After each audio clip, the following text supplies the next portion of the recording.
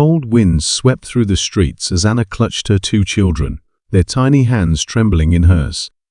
Homeless, hungry, and invisible to the crowds, they sat on a cold pavement outside a bustling cafe. Strangers passed by without a glance, their indifference piercing more than the chill in the air. Just as hope seemed lost, a man in a tailored suit stepped out of a sleek car, his eyes locking onto the struggling family. He hesitated, but couldn't walk away. Little did Anna know, this fleeting moment of kindness would spark a chain of events that would transform their lives forever. What starts as a simple gesture unfolds into a story of resilience, compassion, and life-changing redemption. The evening chill wrapped around me like an unrelenting shroud. The wind cut through the thin jacket I wore, but I pulled it tighter around my two children, James and Lily. Their tiny hands clutched mine as we sat on the cold pavement outside the bustling cafe. The aroma of fresh pastries wafted through the air, mixing with the distant hum of laughter and the clinking of glasses. To us, it was another world. James shivered, his lips trembling as he whispered, "Mommy, when can we go home?"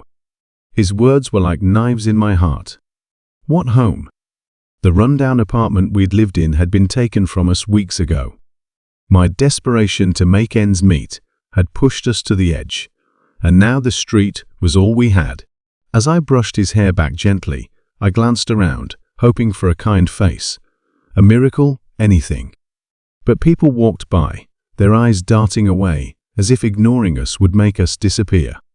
Lily tugged on my sleeve, her wide eyes glistening with unshed tears. She was too young to understand why we were out here, why Mommy couldn't make everything okay. Minutes turned into hours, and the cafe's doors swung open and shut as patrons came and went, their laughter like cruel reminders of the life we no longer had. A waiter stepped outside to clear a table and froze when his eyes landed on us. His gaze was brief, almost apologetic, but he turned away quickly, his duty calling him back inside.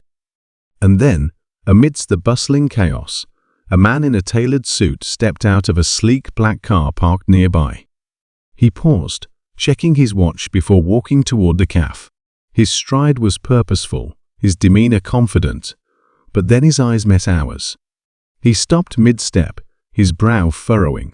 For a moment, I thought he might walk away like the others. Instead, he approached slowly, kneeling in front of us. "Are you okay?" His voice was calm, but I heard the hesitation in it. He was trying to measure how much he wanted to be involved. I nodded stiffly, my pride still intact, despite the situation. "We're fine, thank you." He didn't look convinced. His eyes flickered to James and Lily, who were staring at him with a mix of curiosity and fear. "Do you have somewhere to go?" he asked. I hesitated. Should I admit the truth to a stranger? Before I could respond, Lily blurted out, "We don't have a home." Her innocent voice carried the weight of our reality. The man's face softened. He stood up abruptly, pulling out his phone. "Wait here," he said before walking a few steps away to make a call. I held my children closer, unsure whether to feel relief or panic. When he returned, he handed me a card. "There's a shelter 2 blocks away," he said. "They can help you for now." His tone was practical, almost businesslike, but his eyes held something deeper: compassion, perhaps guilt. I thanked him quietly, gripping the card as if it were a lifeline. He gave James and Lily a small smile before walking back to his car. As he drove away, I felt a flicker of hope, though it was mixed with the familiar sting of shame. The shelter was warm and welcoming, a stark contrast to the streets. The staff gave us a room to stay in for the night, and my children finally slept peacefully for the first time in days. I couldn't stop thinking about the man who had stopped to help us. Who was he, and why had he cared? The next morning, as the sunlight streamed through the small window of our room, I resolved to rebuild our lives. The shelter provided resources, and I began applying for jobs. Days turned into weeks, and slowly, we started to find our footing. One afternoon, as I sat in the shelter's common area, filling out job applications, a familiar voice broke through my thoughts. "Excuse me, ma'am." I looked up to see the same man standing there, his suit impeccable as always. My heart skipped a beat. "You?" I stammered, surprised. He smiled, a bit sheepishly. "I couldn't stop thinking about you and your kids," he admitted. "I wanted to check on you." Tears welled up in my eyes. No one had ever shown us such kindness before. "We're doing better, thanks to you," I managed to say. He sat down across from me, his expression thoughtful. "What's your name?" "Anna," I replied. "Anna," he repeated, as if committing it to memory. "I'm David." Over the next few weeks, David visited the shelter often. He brought food, clothes, and even toys for James and Lily.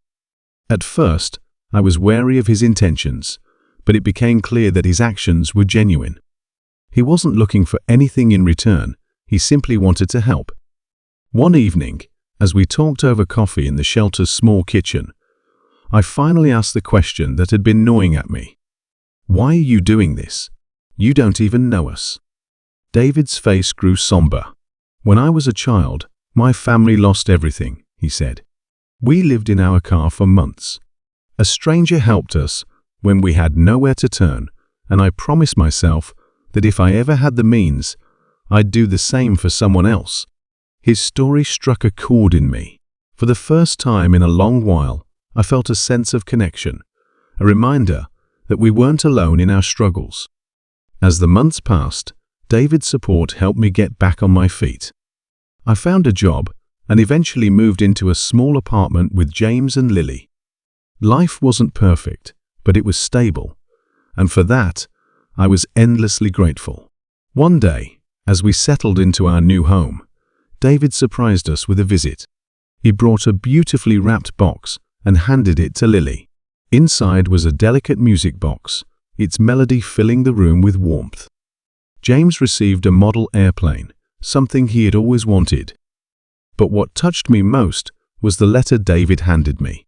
In it, he wrote about how meeting us had reminded him of his own family's struggles and how our resilience had inspired him. He ended with a simple message: "Never lose hope, Anna. The world needs more people like you." Years later, I often thought about that cold evening outside the cafe. What had seemed like the darkest moment of our lives had led to a chain of events that restored my faith in humanity. David's kindness had not only changed our circumstances, but also inspired me to pay it forward. And so, as James and Lily grew up, we made it a tradition to help those in need every holiday season.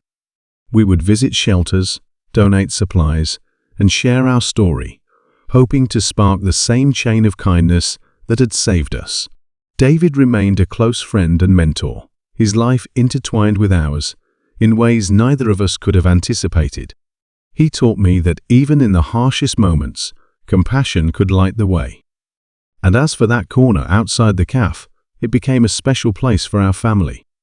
Every year on the anniversary of that fateful night, we would return, leaving flowers and a note for anyone who might find themselves in need. Because sometimes, all it takes is one act of kindness to change a life forever. As Anna and her children stood in their new home, the laughter of her children filling the air, she couldn't help but reflect on how drastically their lives had changed. The man who once extended a hand of kindness had become not just their savior, but a true friend. What began as a chance encounter on a cold street blossomed into a story of hope, compassion, and transformation. Anna now knew that even in life's darkest moments, miracles could happen when one dares to hope. This story reminds us that acts of kindness, no matter how small, can have ripple effects that change lives forever. Thank you for watching Storyscape, where every tale inspires hope and humanity. Stay tuned for more incredible stories.